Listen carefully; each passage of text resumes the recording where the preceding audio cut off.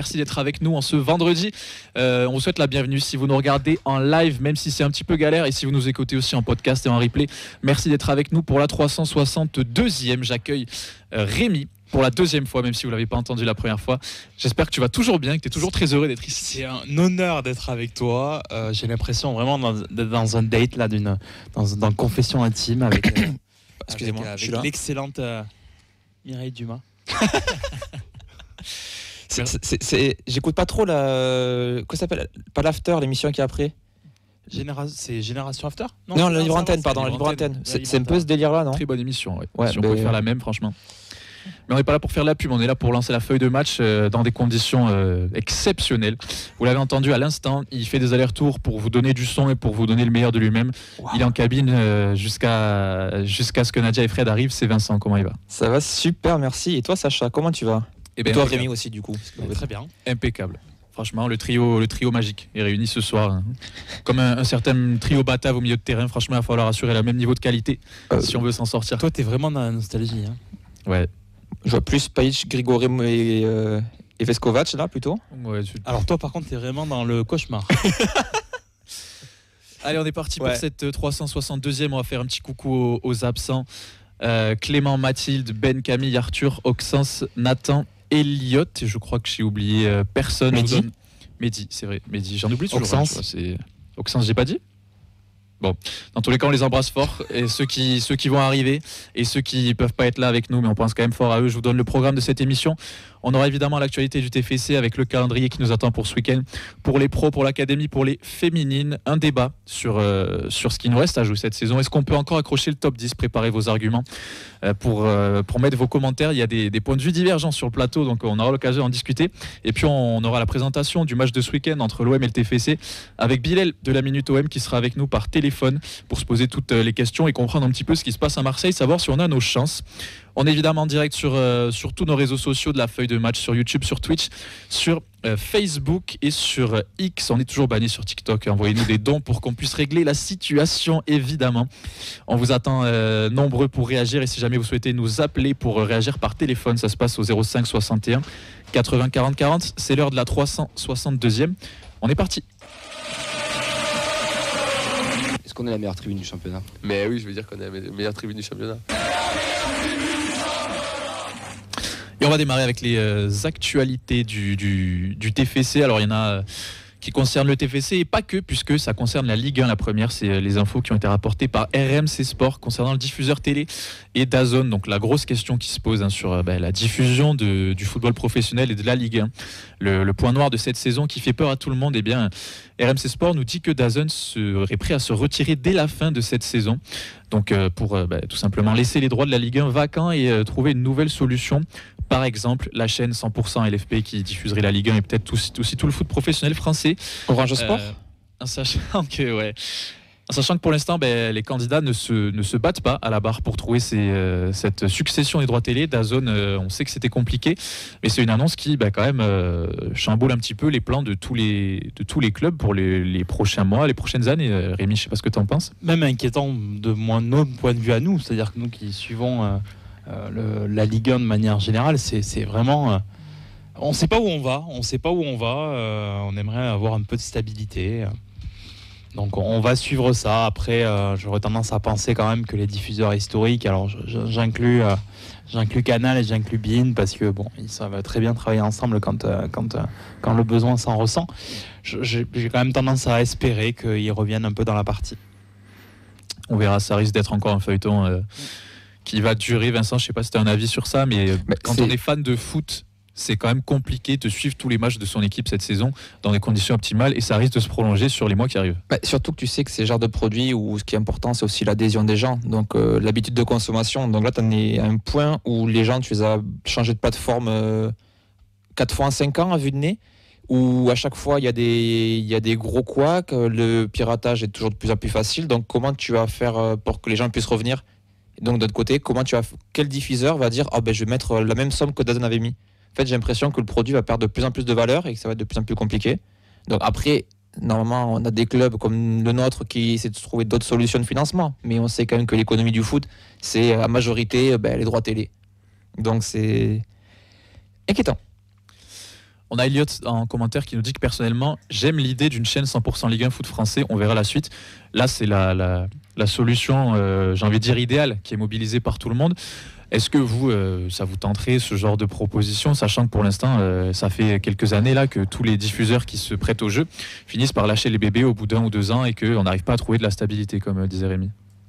Il y aura une stabilité, on aura Smaïn Bouadjela qui était déjà sur Mediapro, qui ensuite a été faire faillite sur DAZN, donc c'est bon, on est sur les mêmes têtes au final.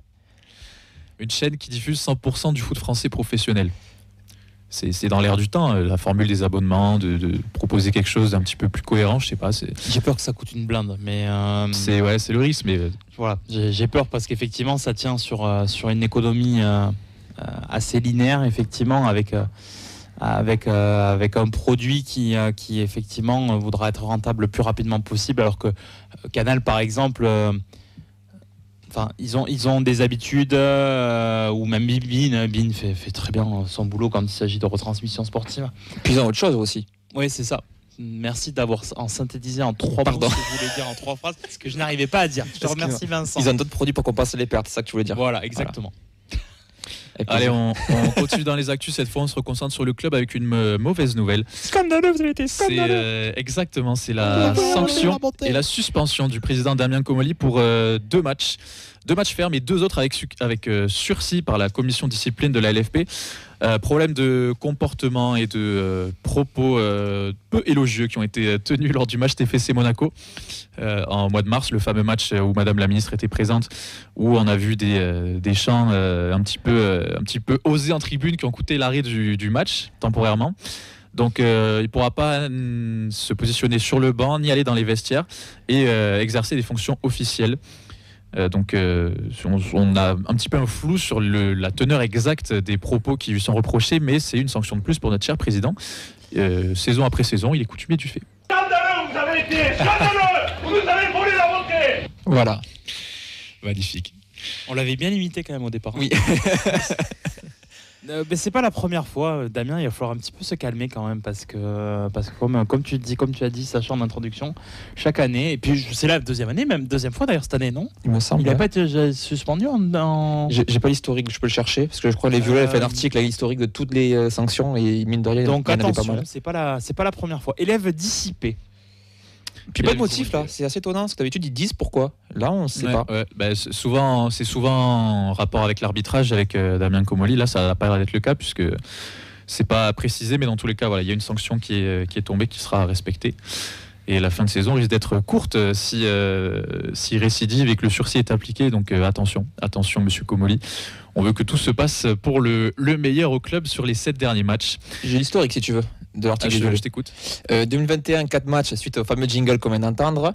3 matchs en 2022 avec 3 matchs de suspension avec sursis pour mes comportements avec l'arbitre contre Monaco. Janvier 2024, 3 matchs de suspension pour des propos jugés déplacés à l'encontre du corps arbitral. Avril 2024, 2 matchs de ferme à cause de son comportement à l'issue de la rencontre face au Havre. Donc oui, ça commence à faire un bulletin. Oui, effectivement, non, mais à culpa, ça fait pas. Donc cette année, c'est pas la deuxième fois. Non, mais c'était l'année dernière. C'était il y a pile un an. Mais bon, tous les ans, ça se reproduit. Si on peut mettre une fin, c'est le genre de série qu'on n'aime pas voir se poursuivre, mais bon, on fait confiance à notre cher président. On enchaîne avec. C'est fini encore. Et tu vas finir. Peut-être, mais tu peux pas dire que c'est fini. On enchaîne avec un jingle qui se lance de manière. Désolé, c'est pas tout seul, je sais pas pourquoi. Si tu as envie de te faire des kiffs, n'hésite pas à Non, demander non, avant. je sais pas ce qui s'est passé, excusez-moi. Allez, ce samedi 5 avril, il y a du foot, mais il y a aussi du C6 Foot, puisque le Toulouse Football C6 Foot accueille le championnat de France de C6 Foot Elite sur l'annexe 4 du stadium. Donc il y aura 3 matchs au programme avec Toulouse qui affrontera Bondy, Mérignac qui affrontera Bondy, et donc Toulouse-Mérignac tout au long de la journée. Il y aura des animations sur place et des joueurs médaillés des Jeux paralympiques 2024. Donc ce sera gratuit, vous pourrez vous y rendre tout au long de la journée sur ce samedi, juste avant de faire un éventuel dép à Marseille. Ou de se régaler. C'était un spam, premier degré. C'était un 0800. Il n'y a rien qui va. Voilà, c'est 6 foot. On met en avant les autres clubs et les autres itérations du sport toulousain. Donc c'est toujours intéressant à voir. Et puis encore une fois, l'entrée est gratuite. Donc si l'envie vous prend, que vous ne savez pas quoi faire de votre samedi matin ou de votre samedi après, n'hésitez pas à aller y faire un tour. Vous serez bien reçus et vous verrez du beau monde. Le dernier point de ces actualités, c'est un concours qui a été lancé, un concours assez exceptionnel puisque c'est le Media Point Penalty, l'habituelle page qui vous fait des bons plans pour trouver des maillots pas chers. Cette fois-ci, se sont associés au club et à Nike pour tout simplement permettre à 2 personnes de s'entraîner une journée avec le groupe professionnel du TFC. Donc deux personnes qui seront tirées au sort parmi les inscrits pour pouvoir passer la journée aux côtés du staff et avec un entraînement dirigé par Paul Garcia et qui repartiront aussi avec des nouveaux produits de la dernière gamme de Nike et une tenue complète offerte par le TFC. Donc ça se passe le 16 avril. Si vous voulez vous inscrire, il faut aller sur Instagram, sur le compte de Point Penalty qui a mis le lien en story. Donc une nouvelle opportunité de passer une journée au sein du club avec tout le staff et tous les joueurs. J'ai Camille qui vient de me dire que le tirage au sort a déjà eu lieu puisque Agdag et Babika ont été tirés au sort pour participer à l'entraînement. Voilà. C'est pas vrai, c'est pas lui, c'est de balle perdue. Non, voilà, ça fait un entraînement, 2 joueurs amateurs qui vont avoir l'occasion de s'entraîner avec les professionnels. C'était pas sympa parce que si Sacha m'avait demandé de réagir, j'avais une vanne là-dessus. Que je disais, j'allais dire qu'il y a beaucoup de joueurs dans l'effectif qui font déjà cette opération là. En fait, je vous fais tellement pas sympa. Confiance que je vous donne même plus votre avis maintenant, c'est terminé. Il enchaîne le plus possible, il a raison. Justement, on va enchaîner avec ce qui se passe pour l'Académie les féminines et toutes les sections qui jouent ce week-end. Oui, la frappe de Niville. Oui, magnifique but. L'ancienne Marseillaise qui marque contre l'OM et ça c'est pas beau. C'est bon ça, voilà. C'est bon. On aime toujours autant ce jingle, franchement. Vivement un nouveau match des féminines au stadium pour qu'on puisse y retourner au micro. On démarre avec la préformation comme vous en avez l'habitude, la Fabrique Violette qui nous donne les informations. Déplacement pour les U15 et les U16. Les U15 y vont à Rodez, les U16 y vont à Castanet. Et pour l'Académie, on a des bonnes nouvelles puisque on vous en parlait mardi déjà. Le TFC a terminé premier de sa poule du Challenge Espoir, donc la compétition qui reste et qui permet d'avoir un petit peu plus d'enjeux après l'élimination en Gambardella. Et on connaît maintenant l'adversaire du TFC. Enfin, on connaît un potentiel adversaire du TFC en demi-finale puisque ça va se jouer entre le stade Malherbe de Caen et le stade Rennais. Donc on aura la réponse sous peu. Les demi-finales, ce sera début mai. Et on verra si on peut aller chercher le trophée et aller au bout de cette compétition. Alors qu'on salue Nadia qui arrive en cabine, on va pouvoir reprendre un setup à peu près normal juste après que je vous ai donné les autres matchs de l'Académie avec la N3 qui est en déplacement à Argelès. Ça se passe demain à 19h. C'est au stade Éric Cantona. Donc voilà, quand même, ça en jette. Et 2 équipes qui ont le même nombre de points dans cette N3 qui est quand même assez serrée. Donc il y a de l'enjeu là, même si ça va être un peu compliqué pour viser le très haut du tableau pour nos pitchounes. Mais il y a quand même un adversaire direct qui va les recevoir ce samedi. Donc on leur souhaite de faire un meilleur résultat possible. Les U19, ils ont aussi match ce week-end. Ça se passe dimanche à 11h, dimanche matin 11h sur l'annexe 1. Ce sera contre l'AS Monaco, 8e du championnat. On rappelle que le TFC est en tête de ce championnat national U19. Donc il y a là aussi une place à défendre contre un gros morceau, l'AS Monaco. Même chez les jeunes, ça peut faire peur. Donc on leur souhaite aussi de conserver leur avance en tête du classement et de prendre 3 points de plus.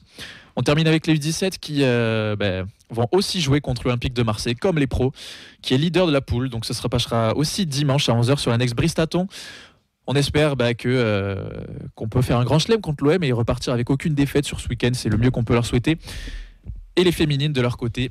Vincent, tu veux que je te laisse Ouais, bien sûr. Vas-y. Pas de match pour la seconde ligue, mais une info mercato, puisque Pauline Pardon prolonge son contrat jusqu'en 2027. C'est sorti ce mercredi sur les réseaux du TFC, avec la mise en scène classique sur la pelouse avec le maillot 2027, et dans les bureaux avec le président de l'association du TFC, José da Silva. Elle arrive en 2009 à Toulouse. Elle a connu les U19, puis les montées depuis la R1, et pourquoi pas potentiellement la première ligue en fin de saison. Ouais, vous avez peut-être vu passer l'info sur les réseaux sociaux. Pauline Pardon qui est prolongée, ça augure que du bon pour la section féminine qui affiche toujours des ambitions et qui peut accrocher cette montée en fin de saison. La R1 et les U19, qu'est-ce qui se passe ce week-end ? Alors pour les U19, pas de match pour la R1, ce sera un déplacement à Montauban contre la réserve du Montauban FC. Elles sont 6e, TFC 3e. Le match aura lieu demain samedi à 20h15. Merci Vincent pour ces infos et après avoir magnifiquement jonglé et après vous avoir rappelé que ce programme vous le retrouvez dès 16h tous les vendredis sur nos réseaux sociaux et que vous avez les résultats qui sont publiés le lundi à 16h aussi, on peut enfin accueillir nos retardataires en studio et en cabine puisqu'on a notre très cher Fredo qui est revenu, qui est enfin là, il est tout bronzé, il est tout beau, j'espère que tu vas bien. très très très très bien. Ouais. Tu prends le train en marche. Ouais. Je m'excuse, je suis encore en vacances. Quoi. Pile à l'heure, on t'en veut pas. Pile à l'heure pour le débat. Et celle qui est arrivée avec toi, c'est notre technicienne préférée qui vient nous dépanner ce soir, même si elle arrive aussi un petit peu en retard, on l'aime quand même, c'est Nadia. Comment ça va ? Coucou, très bien, merci. Et vous-même ? Impeccable. On vous a pas attendu, désolé. Non, mais il fallait pas. Mais c'est nous qui sommes désolés. Allez, maintenant que les présentations sont enfin terminées, on va pouvoir passer au débat qui va nous intéresser ce soir. Est-ce qu'on peut encore accrocher un top 10 dans cette Ligue 1 ? Capitaine, c'est celui qui a la barre quoi, et qui conduit le bateau. C'est à nous de décider qu'est-ce qu'on veut faire cette saison. Si on veut jouer le haut, si on veut jouer le bas. Et après, t'as les moussaillons. C'est ceux qui rentrent qui vont faire la différence. Et c'est tous ensemble aujourd'hui on va chercher un résultat. Allez, Alors ce débat, il est intéressant ce soir puisque forcément les matchs avancent, les résultats infavorables s'enchaînent aussi. Et il y a quelques semaines, on parlait d'une éventuelle 7e, 8e place. Aujourd'hui, on se concentre plutôt sur le top 10 de manière un peu plus réaliste. Le TFC est actuellement 11e avec 34 points, 1 point derrière Auxerre qui est gagnant de cette 10e place pour l'instant. Un poil devant, il y a Lens à 39 points qu'on va jouer, Brest qu'on vient de jouer qui est à 40 points. Et juste derrière en embuscade, il y a le Stade Rennais qui fait un retour en forme avec 32 points. Donc la question, elle est simple. Est-ce qu'on peut accrocher ce top 10-là en sachant que nos adversaires directs sont à peu près dans la même dynamique que nous et qu'on va en jouer certains. Déjà, la première question que j'ai envie de vous poser, c'est sur cette fin de saison où même le coach a pointé un petit peu le relâchement de certains, est-ce que le top 10, c'est un bon objectif à se fixer pour essayer de se donner un peu d'enjeu et d'ambition sur les quelques matchs qui restent ? Rémi, Fred, je ne sais pas, c'est votre avis. Oh, vas-y, Fred, je t'en prie. Alors, lance-toi dans le bain. Allez, je me lance, je reviens. Est-ce que 10e, c'est le top 10 ? 10e, c'est le top 10. Voilà. Alors, je vais reprendre la parole finalement. C'est ça le débat ? 10e, c'est le top 10, mais dans une Ligue 1 à 18 clubs, c'est quand même la deuxième partie de tableau. Voilà. Oui, la 10e place, on peut l'accrocher. Mais ça ira pas plus loin, comme tu l'as décrit, et vu le calendrier, vu le peu de matchs qui restent, parce qu'il reste 7 matchs, c'est ça, je crois. 7 matchs. C'est peu. Il faudrait qu'on termine quasiment invaincu et que devant, il y ait au moins 50% de défaites, quoi. Ça va être très, très, très, très compliqué. Et ouais, en effet, c'est un petit mini-challenge que nous, les supporters, on se donne. Et j'espère que les joueurs aussi vont se le donner, ou au moins donner du spectacle. Alors même s'il y a eu du spectacle contre Brest, donner du spectacle certes, mais avec des 3 points, quoi. Mais là, clairement, oui, 10e place, grand maximum, quoi. D'accord, pas d'accord. Alors, une fois n'est pas coutume, je me suis beaucoup intéressé sur les statistiques pour préparer cette émission. Et effectivement, on sait que le TFC est susceptible de terminer autour de cette 10e place. Et en fait, donc j'ai regardé les projections d'Opta, qui estime qu'effectivement on a 33% de terminer à la 10e place. Mais ça contrebalance avec une autre prévision de l'Euroclub Index qui, elle, est plus centrée, je dirais, sur les clubs européens. Et alors eux, je vous promets que j'ai pas d'action chez eux, je vous en supplie. En fait, ils nous prédisent de terminer 14e avec 36 points. Ça voudrait dire qu'en fait... 2 points jusqu'à la fin de la saison. 2 points jusqu'à la fin de saison. Et ça fera le lien avec le calendrier qui suit. Je pense qu'effectivement on va être entre les deux, c'est-à-dire que je les trouve hyper pessimistes. Alors c'est des Britanniques et des Hollandais du coup qui font ces statistiques là. Écoute, faut croiser les sources. Mais par contre moi je suis aussi intéressé sur autre chose, c'est que à la même époque l'année dernière, parce que j'aime bien regarder ça, on comptait exactement le même nombre de points. En début avril, donc 34 points, on occupait la 10e place du classement après 26 journées, alors pas 27 du coup parce qu'il y a un petit décalage, et donc on était 11e et en fin de saison on a terminé avec 43 points à cette même 11e place. Donc ça veut dire que si on voulait égaliser donc la performance, il faudrait qu'on prenne 9 points sur les 6 dernières journées, parce que j'exclus la journée de dimanche où je pense qu'on va repartir avec 0 points, on en parlera après derrière. Mais ça fait beaucoup en fait je te laisse le soin de rebondir sur le calendrier, mais quand on voit le calendrier, prendre pour égaliser ou dépasser la saison, faire plus de 3 victoires, ça paraît peut-être compliqué. Le calendrier, tu me tends la perche. Forcément, vous le connaissez peut-être, celui du TEF. On va à Marseille ce week-end, mais ensuite, il y a quand même des gros morceaux qui restent, puisqu'il y a Lille qui va venir au Stadium, il y a Lens qui va venir au Stadium, il y a Rennes qui va venir au Stadium, et on se déplacera à Reims, à Nantes et à Saint-Etienne. Donc des adversaires qui peuvent sembler abordables, mais qui vont jouer aussi certainement leur survie en Ligue 1. Donc une donnée à prendre aussi en compte. On a aussi le calendrier des adversaires directs qui est quand même pas une promenade de santé pour la plupart, mais on va dire que Toulouse dans la tournure qui est en train de prendre cette fin de saison se retrouve avec un des calendriers les plus compliqués dans cette course à la 10e place, même si il y a quand même un côté prestige à avoir ce fameux top 10 qui dans l'histoire du foot est toujours champion, podium, top 5, top 10. On a toujours raisonné un petit peu comme ça. Vincent, est-ce que tu es plutôt dans la team pessimiste, on ne prendra jamais ces fameux 9 points, ou dans la team on peut peut-être y croire et ça passe peut-être par un résultat dès ce dimanche? J'ai pas de maths, moi en terminale, je vais arrêter ça. Donc j'ai pas trop suivi l'explication de Fred, on voit qu'il est dans la finance lui aussi. Là, du coup, c'est quoi? On n'est pas milieu de tableau, même si on fait 10e? C'est ça? C'est philosophique. Tu fais top 10, mais dans la Ligue 1 18, la 10e place est dans la deuxième partie de tableau. Non mais là même, je pense qu'il faut arrêter sur le calendrier. Je pense, pour moi, vu la saison qu'on a fait et les bonnes performances et le fait qu'on ait cru à l'Europe, ce serait une faute professionnelle pour moi de ne pas terminer à ce top 10 là. Donc on se doit de le faire pour entériner cette fameuse progression step by step, saison par saison. Là pour moi, première saison où soit c'est pas une montée, soit on joue pas une compétition supplémentaire. Là pour moi, tu dois y aller et tu te dois de finir un top 10. Et ça doit devenir un objectif en soi pour que les joueurs aussi puissent se prouver quoi, au final, que tu es une équipe du top 10, ça parle, même si maintenant c'est pas la même chose. Top 10 français. Top 10 français, ça compte, puis surtout, ça fait combien de saisons qu'on l'a pas fait? Combien d'années ça fait qu'on n'a pas fait top 10? C'est important pour le. On est remonté, on n'a pas. C'est époque Casa, ça doit être. Pour moi, dans les top 10, c'est peut-être il manquait de Zebina, Ajaccio. Donc ça date. Ça commence à faire quelques années. Tu étais né, Sacha? J'étais né, Okay. t'inquiète pas. Je me bavais peut-être dessus, mais j'étais né. Dans tous les cas. T'as vu, j'ai pas rebondi, Fred, t'as vu? Non, il y a quand même, le top 10, il y a ce côté prestigieux, mais ça contrebalance avec le discours qu'on a entendu, même de la part du coach la semaine dernière, qui pointait après le match à Brest un certain manque de caractère, de combativité, peut-être même de motivation de la part de son groupe sur ce qu'il a vu sur ce match-là. Alors que même nous-mêmes dans l'émission, on se disait que au final, on n'avait pas l'impression que c'était un match qui dénotait tant de ce qu'on avait vu sur le reste de la saison.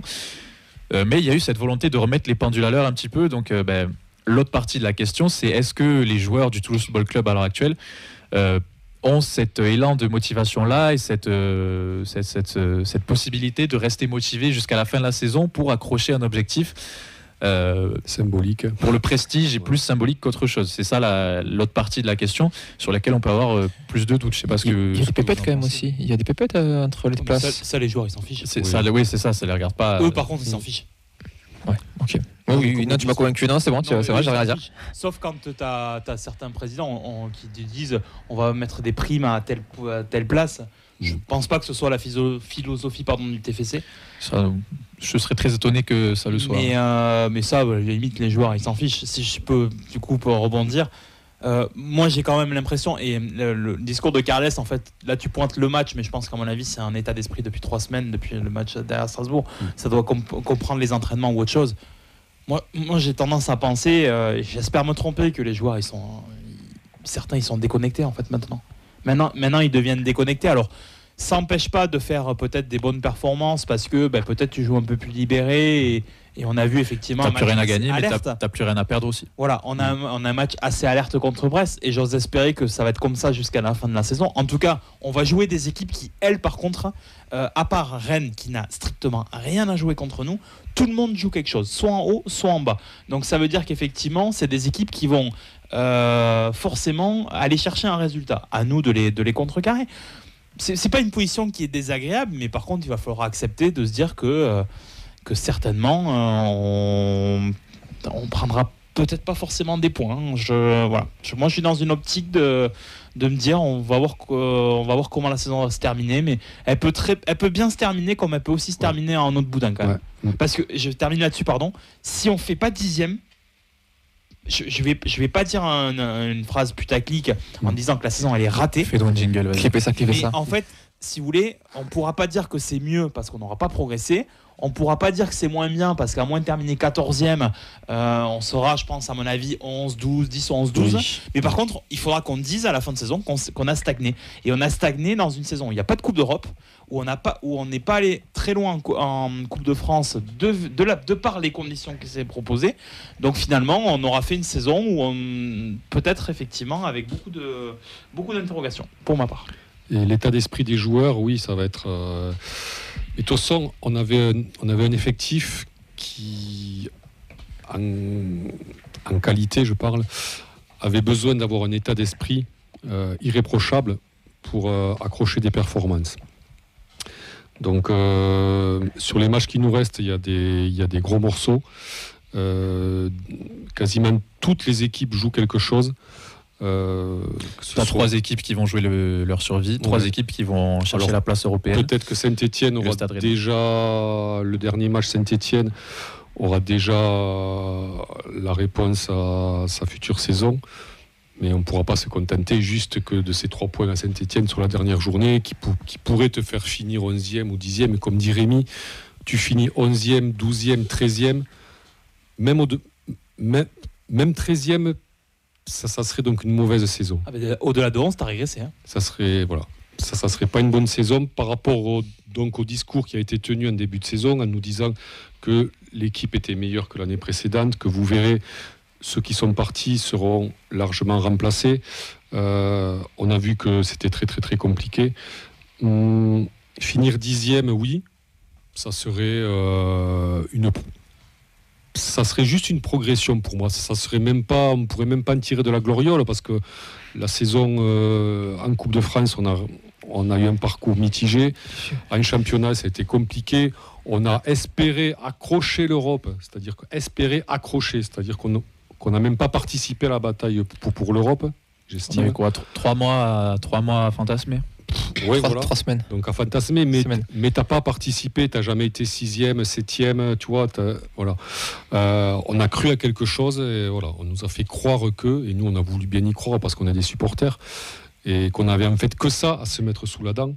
Quant à l'envie des joueurs, moi je pense qu'on sera vite fixé puisqu'à Marseille dimanche, il faudra qu'ils aient envie, quoi. Parce qu'on sait dans quel état est Marseille, on sait que ça va être compliqué. C'est toujours compliqué à Marseille, mais là, s'il n'y a pas d'envie, s'il n'y a pas de grinta, on peut vite déchanter, on peut vite, chuter au classement, parce que même si derrière, je ne pense pas que les 2 clubs derrière nous, ou les 3 clubs derrière nous, feront un maximum de points. Mais il nous faudra quand même aller en chercher, quoi, pour finir honorablement cette saison, quoi. Il n'y a que Rennes qui peut nous passer. Ensuite, c'est Nantes et c'est déjà un peu plus les yeux tournés vers le bas. Sauf si Nantes enchaîne peut-être une ou 2 bonnes perfs. Après, et que derrière, on joue chez eux. Hein, c'est aussi un argument dans l'autre sens, puisque c'est une Ligue 1 qui est quand même. Il y a un écart entre le 2e et le 7e qui est très resserré. 5 points. Et en bas, il y a quelques équipes aussi qui sont encore loin d'avoir la tête tranquille pour le maintien. Donc les écarts sont assez faibles et que ce soit nous, Auxerre ou Rennes, on va peut-être avoir ce rôle un petit peu d'arbitre.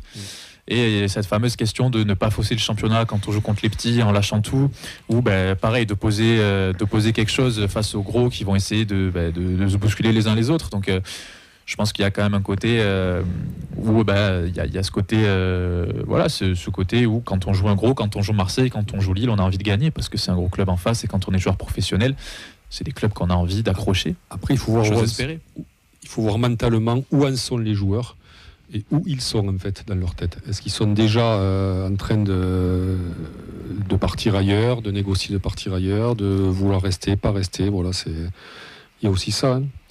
Il y a ça. C'est vrai, oui, l'année dernière, on avait un Euro 2024 qui arrivait, des compétitions, certains qui devaient gagner leur place en sélection. Là, on est en l'été 2025 où il ne va rien avoir, si ce n'est des discussions sur les droits télé et un mercato probablement ralenti. Donc, ça peut jouer aussi dans la tête des joueurs. Là, on prend l'exemple d'un Zeitz. On lui a dit clairement que l'année prochaine, la saison suivante, il repartait d'où il venait. Donc, lui, j'imagine que s'il faut batailler sur un terrain, je pense pas que ça soit le premier, quoi. Surtout pas se blesser et puis voilà. C'est vrai. Mais c'est juste ce que tu dis sur. J'ai pas de souvenir qu'aussi loin de la saison, tu es aussi peu d'équipes qui n'ont rien à jouer. Au final, tu en as quand même encore beaucoup concernés par le maintien, beaucoup concernés par les places européennes. Donc au final, cette espèce de ventre mou, comme tu dis, parce que là, les autres années où on arrivait à. Auxerre, Mais ouais, parce qu'il y a des années où on arrivait à choper des points en fin de saison parce qu'on jouait ces équipes-là. Donc au final, c'est à celui qui est un peu moins pas motivé que l'autre, quoi. Et là, non, pour le coup. Enfin, si, il y en a un quatrième, c'est Paris. En championnat. Oui, le PSG aussi. Oui, mais Mais voilà, bon. t'as ce trio-là. Donc, et en plus que Paris, cette année, avec je pense que a été tillé le truc d'être invincible, il y a peut-être moyen qu'eux ne soient pas en tongue d'ici la fin de la saison. Donc, c'est compliqué de rester On a 4 déplacements, 4 déplacements, 3 réceptions. Après, on est à l'aise en déplacement, entre guillemets, donc il faut voir. Mais oui, en fait, on est dans une sorte de no man's land, quoi. Ou une zone tampon. On est entre les deux wagons, clairement. Clairement. Alors qu'on ambitionnait peut-être d'aller chercher l'échelon au-dessus. Après, c'est pas désagréable d'être dans cette situation-là. Moi, je ne vais pas critiquer le fait qu'on ait pris des points suffisamment tôt à l'avance, etc. Non, c'est juste le regard sur la saison qui me fait dire que bon, mais on a stagné. Et autant l'année dernière, il y avait la Coupe d'Europe, donc il y avait les enchaînements de matchs. Si on fait la même chose que l'année dernière, sans justement ce décorum avec la Coupe d'Europe, qui nous a quand même pris beaucoup d'énergie l'année dernière, je suis en train de me dire que finalement, si on fait la même chose, bravo à la saison dernière, en fait, finalement. Jusqu'à celle-là. On pourra toujours rétorquer que cette année, il y a eu moins de moyens, il y a eu des blessures, il y a eu d'autres circonstances, mais ça, on en parlera en fin de saison. Mais là, tu joues un match par week-end, hein, là. C'est sûr. Il y a quand même des matchs qui passent en travers de la gorge quand même. Je vais pas les reciter, mais non, t'es pas obligé. Je peux faire le bilan, oui, à la fin d'année. Allez, Vincent, avant qu'on enchaîne, est-ce que tu as des réactions sur ce sujet-là? Pour Camille, il faut qu'on termine 9e. TAS 25-13, nous va plutôt finir 11e parce qu'il liste la fin de saison compliquée. J'essaie de voir pour abaisser des 31, ça sera plutôt dans la seconde partie. Il voit aussi Rennes qui remonte et qui vont aller chercher une place au-dessus de nous. On a Gilou, pour lui, par contre, on est 8e devant Brest, Lens et Auxerre en gagnant des matchs à l'arrache à Reims, Nantes et Saint-Étienne. Camille nous va finir en roue libre comme Nathan pour le coup. Et j'avais d'autres commentaires. Olivier sur Facebook, pour lui, non, on finira pas dans le top 10. Sur YouTube, Elliot vous dit c'est minimum 9e place. Samir, dans le top 10, ça serait top, mais ça sera compliqué. On va y croire. Et je pense que j'ai à peu près fait le tour des réactions sur les réseaux. On va prendre ça match après match au final, mais on a quand même l'impression que c'est un peu un jeu de fléchettes, quoi. Ouais. Tu lances ta flèche et ça tombe sur 9 ou sur 12, et puis on verra bien ce qui se passe. Le seul truc, à la limite, c'est qu'on pourra, en fin de saison, si on est là, 10-11, on pourra se dire, troisième année de Ligue 1, on s'installe en Ligue 1. On est un club qui... Ce sera une maigre consolation, mais ce ne sera pas faux non plus. Voilà. Je vais revenir, si j'ai 30 secondes sur ce qu'ils disent par rapport au 8e et au 9e. Moi, je veux bien qu'on me dise qu'on peut les déplacer. On va dire qu'il y a 6 points, on va arrondir parce que je ne connais pas le goal average particulier dans le détail, mais... Quand il reste que 7 journées, ok, toi, ça veut dire que potentiellement, il faut que tu prennes 3 matchs de plus. Il reste 7 journées, ça veut dire qu'il faut que tu gagnes 5 matchs quand les autres ils en font 2. À un moment donné, c'est des stats et c'est compliqué de passer devant avec autant de points d'écart à aussi peu de journées. Et puis, devant, tu as les 5-6 premiers. Ils perdront plus, quoi. Je veux dire, ils perdront maxi une fois. 2 peut-être s'ils se rencontrent entre eux, mais je veux dire ça perdra pas, quoi. Donc tu pourras pas. Il y en a un qui peut s'écrouler, mais ça veut dire que toi il faudrait que tu fasses 5 victoires. Oui, voilà, j'y crois pas. En tout cas, on espère qu'il y en a un qui va perdre. C'est l'Olympique de Marseille dès dimanche. C'est l'heure de la preview. C'est fini, c'est terminé. Le Toulouse remporte la Coupe de France 2023. Allez, OM-TFC, c'est ce dimanche, et c'est en prime time pour une fois, donc ça veut dire rendez-vous au Danube, mais rendez-vous tard au Danube puisque le coup d'envoi sera à 20h45, donc nous on vous accueillera dès 20h pour vivre ce match. Il y aura une prise d'antenne vers 20h30 avec toutes les animations classiques, les écharpes pour l'entrée des joueurs, chanter le sécanto tous ensemble, le speaker pour annoncer la compo et évidemment les quiz et les concours de pronostics, donc on vous invite à venir nombreux, c'est un gros match. Un des matchs les plus attendus chaque année. Puis on joue en prime time sur DAZN. Ce sera le dernier match de la 28e journée. Donc on espère qu'on verra du spectacle. Et puis on vous signale aussi qu'il reste des places pour aller au Vélodrome en tant que supporter visiteur. Vous en avez notamment sur la billetterie du TFC, il me semble. C'est ça, oui. Qui propose encore des places à la vente. Donc si l'envie vous prend de voyager jusqu'au stade Vélodrome pour aller encourager nos violets, c'est possible. Nous, on a fermé pour le Vélodrome. Guichet fermé ? Ouais, Vélodrome, guichet fermé. Ouais. Donc par la billetterie du TFC. Ok. Les questions qui se posent pour nous, c'est premièrement qu'est-ce qui va se passer au niveau du groupe, puisque Carles Martinez a donné sa conférence de presse cet après-midi. Il me semble pas qu'il ait parlé de certains retours. On se posait la question, je sais, certains pour Zakaria Bouklal notamment, ça n'a pas l'air prévu. On verra avec quel groupe on se déplace. Il y a quand même des questions sur la composition. On pense à Franck Magri qui sera de retour de suspension alors que Joshua King vient de marquer. On pense aussi à Guillaume Rest qui fait beaucoup parler. On a abordé ce sujet mardi dans l'émission. Est-ce que sur ces choix-là, comment vous vous positionneriez-vous ? Est-ce que Franck Magri, on le réintègre dans le 11 ? Est-ce que Guillaume Rest, sa place est remise en cause ou pas ? Où est-ce que vous vous positionnez, messieurs ? Trop tard pour Rest. Ce que je disais mardi, s'il fallait le faire, c'était sur le dernier match. Là maintenant, c'est trop tard et encore plus dans ce match-là, je trouve que ce serait un sacré désaveu. Par contre, s'il se plante dimanche, là, tu peux reposer des questions. Mais là, pour le moment, voilà, tu as fait un match reprise un petit peu raté, ça peut arriver. Maintenant, enchaîne c'est ce qu'on disait mardi, c'est match raté, mais sans erreur flagrante, non, grosse boulette. C'est match raté, mais ça n'a pas été décisif quand on voulait. Il n'a pas été nul. Il n'est pas raté. Attendez. J'étais pas là mardi. C'est un 4 sur 10, quoi. C'est un 3 et 4 sur 10. J'ai mis un message pendant l'émission. Non, raté, c'est 2. Pointer du doigt le match de Rest dimanche, sans pointer du doigt à la défense, c'est malhonnête. Ah oui, non, mais bien sûr. La défense est complètement fautive. Moi, j'ai pas du tout envie de le juger sur ce match-là. Oui, mais c'est pour ça que pour moi, il doit être titulaire, basta. Enfin, je vois pas. C'est trop tard, vraiment.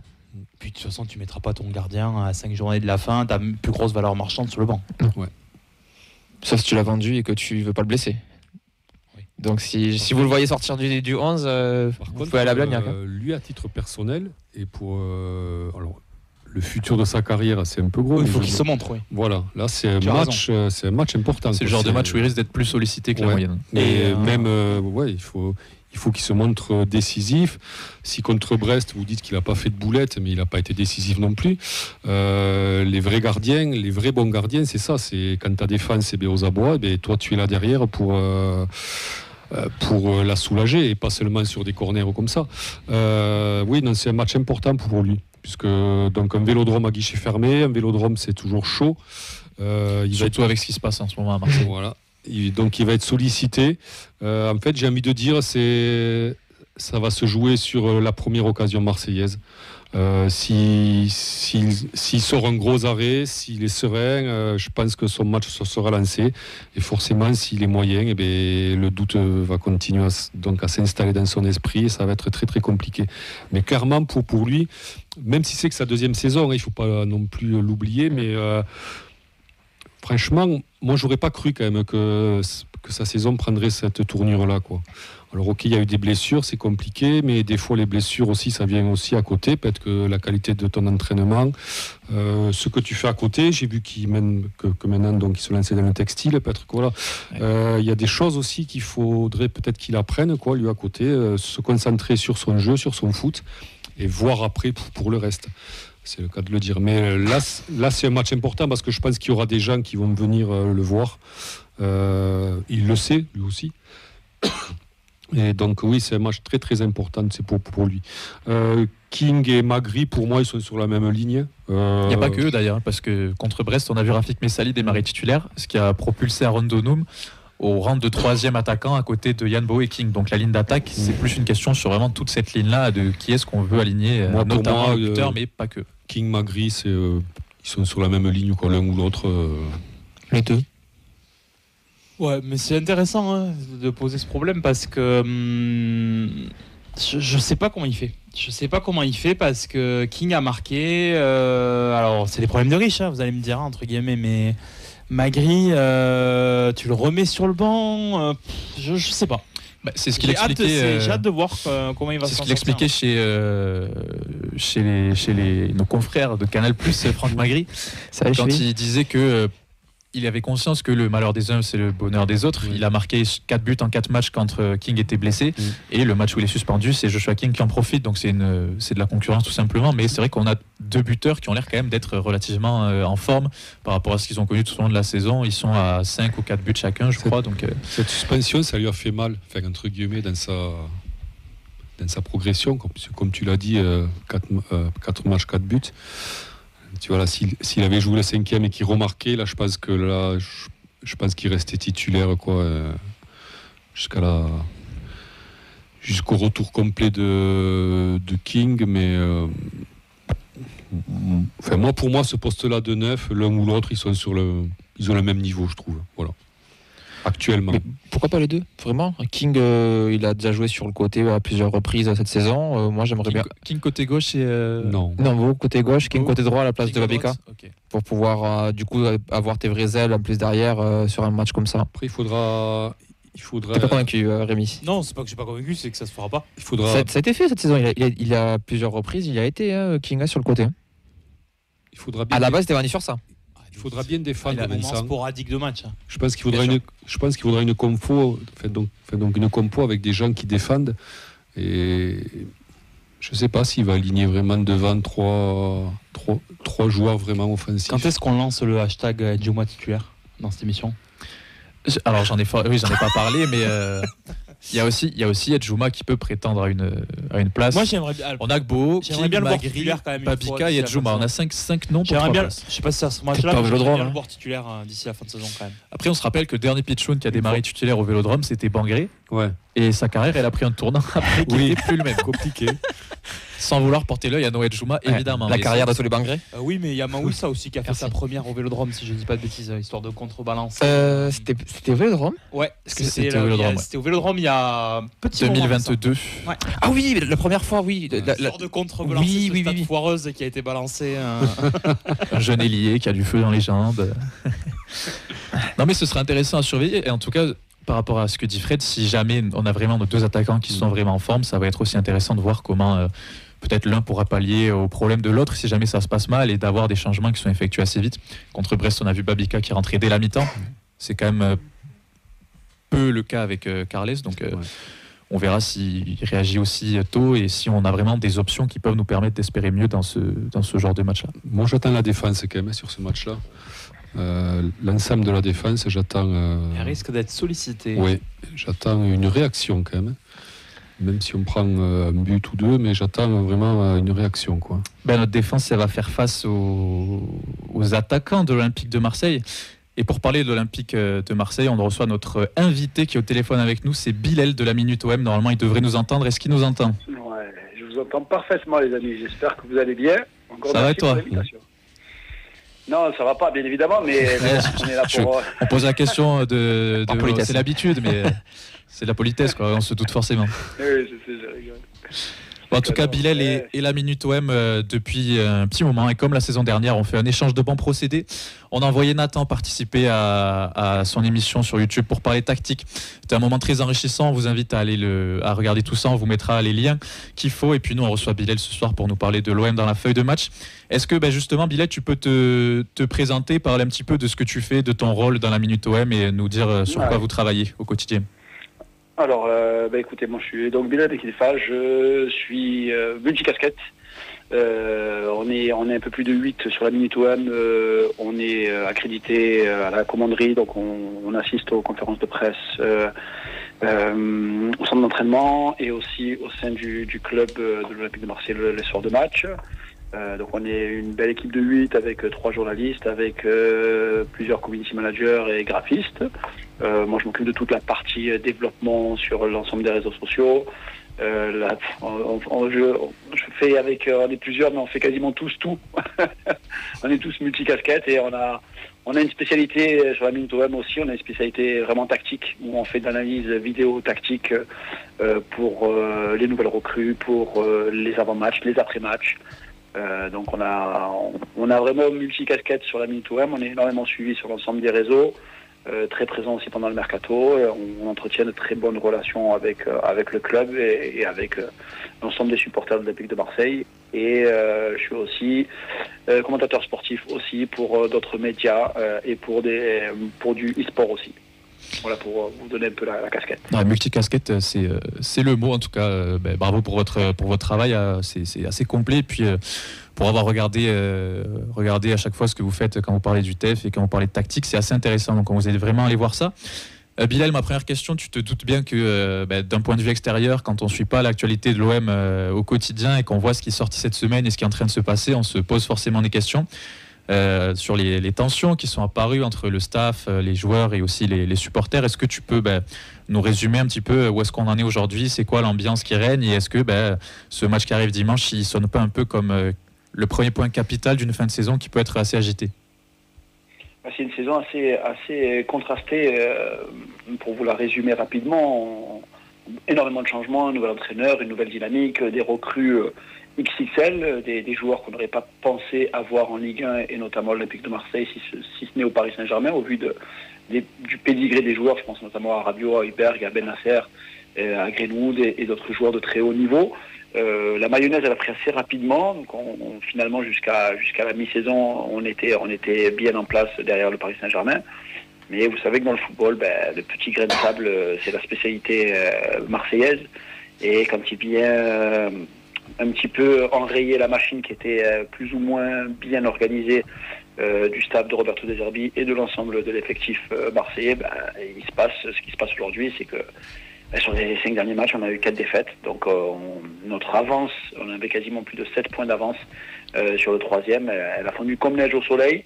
Et le juge de paix à Marseille, c'est les résultats. Et quand les résultats ne sont pas là, il faut trouver des coupables. Et quand il faut trouver des coupables, bien évidemment, ça peut vite exploser à Marseille. On se souvient du dernier match de l'Olympique de Marseille face à Toulouse. C'était l'année dernière avec l'entraîneur espagnol. 0-0 au Vélodrome a sonné le glas et a fait un nouvel événement à la commanderie. On sait que nous, supporters... les supporters, alors côté supporters, je ne vais pas parler pour l'ensemble des supporters, mais moi je fais partie aussi des virages du Vélodrome. Côté supporters, on maintient la confiance aussi bien à Mehdi Benassia qu'à Pablo Longoria et à Roberto De Zerbi. C'est peut-être un peu plus les joueurs aujourd'hui qui sont un peu pointés du doigt, même si le coach a aussi sa part de responsabilité, parce qu'on se rend compte que c'est pas facile d'être l'Olympique de Marseille, c'est pas facile de jouer face à des équipes qui jouent à 2 lignes de 5 et qui vous contrent et qui ont 80% a 80% de possession de balle et que les équipes ont 1 ou 2 occasions dans le match et qui nous crucifient. C'est le cas de Lens, c'est le cas de Reims et c'est le cas aussi d'autres matchs qu'on a pu avoir dans la saison. Donc il y a une grosse remise en question. On va parler tactique, mais la vraie interrogation, c'est qui va jouer et est-ce que le coach va changer. Sachant que c'est pas un coach qui s'arrête, qui a des idées arrêtées et qui ne peut pas changer. Il l'a déjà fait en cours de saison. Après la défaite face à Auxerre, il avait changé son système.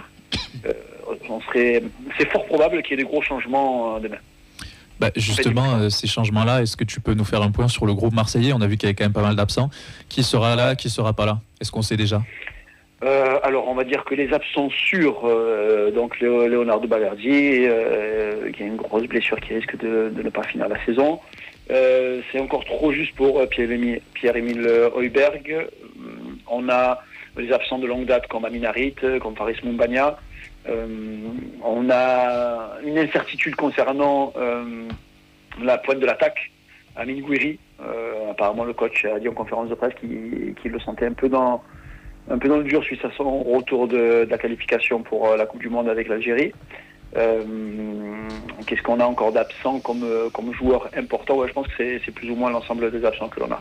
Donc une défense quand même sacrément décimée, avec probablement le retour de Murillo, qui est probablement l'un des meilleurs joueurs sur la saison de l'Olympique de Marseille, dans le système de Roberto De Zerbi. Donc la vraie question maintenant, c'est est-ce que l'Olympique de Marseille va conserver le système qui ressemble à ce que vous avez comme système, le 3-4-2-1, avec un système vraiment avec une possession très très haute et avec énormément de risques dans le dos des défenseurs. Est-ce qu'on basculerait pas en 4-3-3 ou en 4-2-3-1 comme au match aller? Si vous vous souvenez du match aller, ouais. L'équipe est complètement différente par rapport au match aller. On avait par exemple une charnière Brassier-Cornelius et on avait un milieu qu'on a oublié avec Heuberg. Il y avait Rabiot, il y avait Wai aussi devant, donc il y aura pas mal de changements.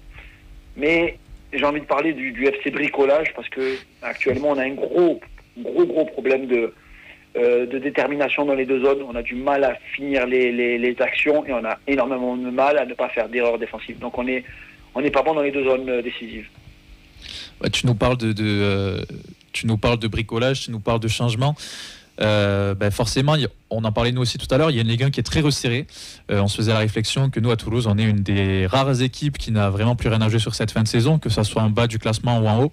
Si on enlève le PSG, il y a des points à prendre pour tout le monde et des écarts qui se resserrent de la 2e à la 7e place. Donc comment est-ce que tu abordes ce match-là, toi, et tu t'attends à quoi, sachant que nous, on a peut-être moins joué que vous et que vous êtes dans l'obligation de faire un résultat pour conserver cette qualification en Ligue des Champions? Moi, je m'attends plus à un match comme un petit peu le match face à Nantes au Vélodrome. C'est-à-dire que je ne vous vois pas mettre le bus, je ne vous vois pas mettre de ligne de 5 derrière très très basse et essayer de faire ce qu'a pu faire Reims ou Lens pendant 90 minutes. Je pense réellement que le stade Vélodrome sera derrière les joueurs si les joueurs parviennent à ouvrir le score. Il faut savoir que sur cette saison, quand l'OM a ouvert le score, on a quasiment gagné l'ensemble des matchs. Voilà, dès qu'on a ouvert le score, là ça fait 14 matchs, on a ouvert le score qu'à 3 reprises, c'est pour ça qu'on a énormément de mal. Quand on déverrouille un petit peu avec de la réussite, c'est vrai que derrière le match est beaucoup plus simple dans le système de De Zerbi. Il faut savoir que sur les 21 derniers matchs, on n'a pas perdu face au TFC. Donc ça commence à faire long, ouais. Ça commence à faire long, hein. On en avait déjà discuté l'année dernière. Et on en rediscutera encore cette année, j'espère, pour nous. Mais c'est vrai que pour moi, j'aime bien Toulouse parce que c'est un peu c'est le Marseille de l'Ouest. On est chez nous, chez vous. Attention. Moi, je sais que ça fait mal quand c'est marrant. Non, mais j'ai beaucoup d'amis qui vivent à Toulouse qui aiment regarder l'OM. Je dis pas qu'ils sont supporters. Non, mais bien sûr. Mais bon, je me souviens quand même de la campagne de communication qui était incroyable à l'époque pour qu'il n'y ait pas de maillot de l'OM dans le stade. Et voilà, à quel match on s'attend? On n'espère pas un bloc très très bas. On n'espère pas revivre les derniers matchs au Vélodrome où ça ronronne, où ça tourne, on n'arrive pas à trouver la faille. Parce qu'on a du mal, on a vraiment du mal à bouger les blocs très très bas. Peut-être pas assez de dribbleurs, peut-être pas assez de joueurs percutants. Et vous savez ce que c'est quand la dynamique n'est pas bonne, en général dans les têtes ça suit pas. Ouais, écoute, on va pas te vendre du rêve non plus. Ça nous arrive parfois de jouer un peu bas, puis forcément on a cette charnière à 3 qui devient vite une ligne de 5 quand on est dans la panade. Ouais. Mais on est quand même une équipe qui est meilleure en transition, avec des joueurs qui aiment bien se projeter. Si Yann Bow est en forme, ça peut jouer. Si Denou est en forme, ça peut jouer. Donc on verra. On espère aussi voir un match avec du spectacle, en toute honnêteté. De toute façon, on n'a plus rien à jouer. Donc si c'est pour défendre pendant 1h30 au final perdre quand même, c'est moyen. Mais j'espère que tu as raison et qu'on verra un match qui tient ses promesses avec deux équipes qui ont envie de faire un résultat et qui ont envie de gagner. Puis tu le disais, 21 matchs pour nous, ça commence à faire long, quoi. Donc on aimerait bien mettre un terme à cette série-là. Je vais te poser la question de cette équipe de Marseille actuellement. Tu nous as dit que c'était pas du tout la même qu'au match aller. Forcément, il y a eu beaucoup de changements. Aujourd'hui, les points forts, les points faibles, peut-être les joueurs à surveiller de cette OM-là actuelle, c'est quoi ? Alors, on va dire par rapport au match, je peux vraiment parler de ce match-là parce que je vais citer les joueurs qui vont pouvoir jouer. Je peux même vous donner. Nous, on est Toulousains, on allume la télé dimanche. De quoi on doit avoir peur, sur quoi on doit forcer? Vous pouvez toujours avoir peur de Mason Greenwood parce que même s'il traverse une période difficile, il a été un peu décrié, mais ça reste l'arme numéro 1 pour l'attaque marseillaise. Il y a Luis Enrique aujourd'hui qui est énormément suivi en Europe. On parle d'intérêt de l'Inter de Milan, on parle d'une somme de plus de 30 millions d'euros. Il y a le Bayern Munich aussi qui est dessus. Je vous aurais dit Amine Gouiri, mais je suis peut-être pas sûr qu'il va démarrer. Probablement on aura une ligne d'attaque avec Nimopé et Greenwood et Luis Enrique. Au milieu de terrain, probablement Ben Nasser avec Rabiot et Rongier. On a quand même un milieu de terrain qui est à la base, qui est quand même un milieu de très très haut niveau. C'est qu'aujourd'hui ils traversent une période difficile, mais je ne vois pas beaucoup d'équipes en Ligue 1 qui a un milieu plus étoffé que le nôtre. Là où le bas blesse, c'est derrière. C'est que si vos attaquants sont aussi efficaces que ce qu'ils ont été sur les derniers matchs, moi je tremble. Je tremble de la transition rapide. Si Cornelius est titulaire, voilà, c'est probablement l'un des joueurs les plus longs de Ligue 1. Kondogbia, c'est pas non plus la panade derrière. Il y a le retour de Murillo. Merlin aussi, c'est très moyen défensivement. S'il y a bien un match où il doit y avoir des buts, si Toulouse ne met pas le but, ce sera probablement ce match. Et on a besoin aussi, il y a 2 grands gardiens qui doivent s'affronter. Jérôme Mourouli est probablement l'un des meilleurs gardiens de Ligue 1 cette saison. Lui aussi traverse une période un peu plus difficile. Mais je pense que ça va être un match assez spectaculaire si les 2 équipes, bien évidemment, veulent nous offrir du spectacle et pensent plus au jeu qu'à l'enjeu. Bon, on a compris que tu soufflais un peu le chaud et le froid. Je t'avoue que pour nous, c'est un petit peu pareil. Est-ce que je peux terminer en te demandant ton pronostic ? Je suppose que tu seras au stade, donc on va te souhaiter un bon match et puis finir avec ton prono. Qu'est-ce que tu vois comme résultat final pour ce OM Toulouse ? Dans l'émission tout à l'heure, je voyais un match nul, un partout. J'ai très peur de ce match-là parce que vous l'avez dit, c'est un match pour nous qui sonne peut-être comme l'un des derniers grands matchs à ne pas rater au Vélodrome. Donc c'est une finale. Il faut bien comprendre pour vos auditeurs qu'à Marseille, ce match face à Toulouse, c'est probablement le match le plus important de la saison. C'est-à-dire que soit on coule, ou soit on lance la dynamique pour aller attraper la qualif en Ligue des Champions. Donc c'est un match extrêmement important. Donc il ne faut pas perdre. Gagner, ce serait top. Mais j'ai du mal à nous voir vu la dynamique. J'ai énormément de mal à nous voir gagner. Donc je dirais un peu partout. Eh ben écoute, on cherchait un peu l'enjeu, nous, en tant qu'équipe en claquette, mais tu nous l'as bien donné. Merci d'avoir été avec nous, en tout cas, Bilal. On vous invite encore une fois à suivre la Minute OM. On vous souhaite une bonne fin de saison, en espérant que vous puissiez, pour vous, aller accrocher cette place en Ligue des Champions. Et en vous souhaitant le meilleur. Et puis bon match à toi pour dimanche. Merci. Bonne soirée à vous et encore merci pour tout. Salut Bilal. Alors merci Bilal de la Minute OM. En tout cas, il nous a bien fait monter la pression pour ce match OM TFC. Nous on sera au Danu pour ce match. On aura tous nos petits stickers, tout notre petit matériel. N'hésitez pas à venir en nombre. Ce sera un gros match, peut-être le dernier de la saison en prime time. Donc prenez soin de vous et soyez présents ce week-end. Je remercie tout le plateau. Rémi qui était là depuis le début avec Vincent et puis aussi nos retardataires préférés, Fred qui est tout bronzé et Nadia qui est venue dépanner à la technique. Merci à tous de nous avoir suivis. Si vous êtes arrivés en cours de route, le replay et le podcast arrivent très vite. On se voit dimanche ou mardi dans l'émission. Bonne soirée tout le monde. Ciao. Ciao.